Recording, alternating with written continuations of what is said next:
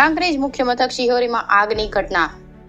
Saraswati mobile નામની દુકાનમાં લાગી આગ. આગ લાગતા અન્ય દુકાનદારોમાં પણ ફફડાટ. સ્થાનિકો દ્વારા પાણીનો મારો ચલાવી આગને લીધી કાબૂમાં. મોબાઈલની દુકાનમાં આગ લાગતા માલિકને નુકસાન. ઘટના સ્થળે લોકોના ટોળે ટોળા ઉમટ્યા.